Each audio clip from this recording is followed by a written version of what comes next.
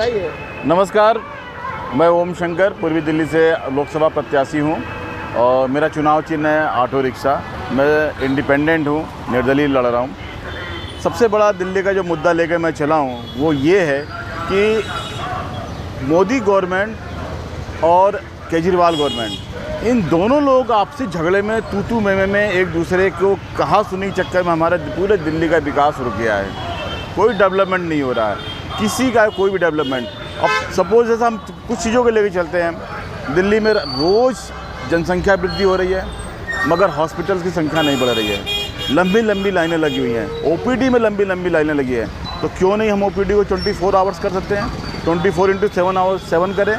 जब हमारे पास इंफ्रास्ट्रक्चर है, हमारे पास सब कुछ है, तो फिर हमको सिर्फ एक डॉक्टर ही रखना है और 24 घंटे उसका ओपीडी ऑन रखें, जिसको जब समय मिले, वक्त मिले, अपनी बीमारी के लिए इलाज कराने के लिए स्वतंत्र आए देखे। 24 आवर्स आपका टेस्ट रिपोर्ट मिले।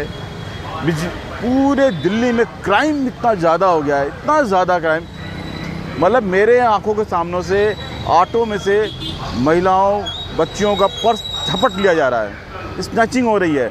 हमारे जो रेहड़ी पटरी लगाने वाले, जो ऑटो चलाने वाले हैं, जो ई रिक्शा चलाने वाले हैं, उनके पैसे छीन लिए जा रहे हैं, ब्लेड मार दिया जा रहा है। तो क्यों नहीं इसके लिए हम योगी मॉडल पर हम इस कानून व्यवस्था को लगाएं।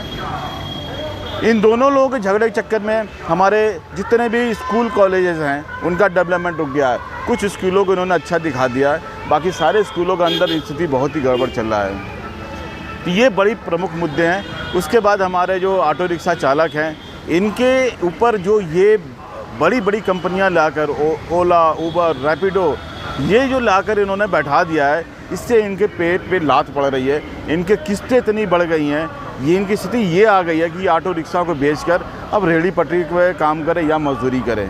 तो हमें उस तरीके से मॉडल तैयार करना है कि जिससे कि प्राइस का जो वॉर है वो ख़त्म हो जाए और एक नॉर्मल प्राइस पे जितने भी हैं ओला, उबर, रैपिडो और ऑटो, सब लोग एक प्लेटफॉर्म पर आ जाएँ। इसलिए किसी को चूज़ करने में कोई दिक्कत ना हो, जो इजीली अवेलेबल हो कोई उसको लोग बुलाएं और उस पर लोग जाएं। पूरी दिल्ली में कितनी विधानसभा क्षेत्र हैं, जो वहाँ पर क्या क्या काम होने हैं, जो जन समस्याएं लोग आपको बता रहे हैं वो कौन सी हैं? और जो समस्याएं आपने बताई पुलिस की है, पुलिस तो दिल्ली सेंट्रल गवर्नमेंट के अधीन आती है, और जो हॉस्पिटल बताए इसमें कुछ हॉस्पिटल सेंट्रल गवर्नमेंट के आते हैं, कुछ दिल्ली गवर्नमेंट के अधीन आते हैं। इनकी समस्या का कैसे निदान करें? मैंने यही बोला कि दोनों सरकारों के झगड़े की वजह से दोनों कोई डेवलपमेंट नहीं हो रहा, चाहे दिल्ली गवर्नमेंट का हो चाहे सेंट्रल गवर्नमेंट का हो। अगर मैं संसद में जाता हूँ तो ये दोनों के बीच में एक म्यूचुअल अंडरस्टैंडिंग बना के और दोनों का डेवलपमेंट होगा, पहली चीज़।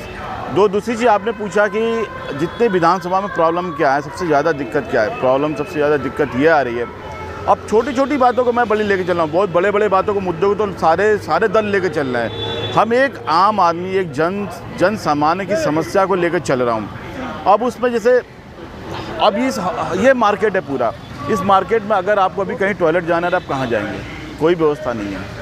हर 200-300 मीटर पर टॉयलेट की अगर अच्छी व्यवस्था हो, साफ़ सुथरी हो और पीपीपी मॉडल पर हो, जिसके ऊपर ऐड लगाने की परमिशन उसको हो, जो कि उस टॉयलेट का पूरा मेंटेनेंस करे, वो उस पर अपना ऐड लगाए, उससे अपने खर्चे जनरेट करे और उसकी साफ़ सफाई करे।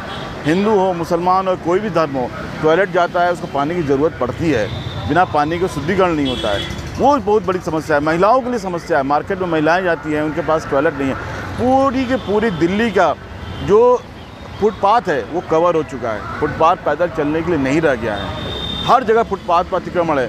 तो इसलिए जो रेहड़ी पटरी पर जो काम करने वाले लोग हैं उनको एक सही स्थान दिया जाए, सही प्लेस दिया जाए, पर्टिकुलर जगह दिया जाए, जिससे कि उनको भी समस्या न हो और जो चलने वाले आम नागरिक हैं उनको भी समस्या न हो। लेकिन भाजपा और आम आदमी पार्टी अलायंस को लेकर जो दो धड़े में लोग बट गए हैं, अभी निर्दलीय और जन समस्याओं का तो ख्याल ही नहीं कर रहे लोग। यस, बिल्कुल ठीक आपने ये बात बोला है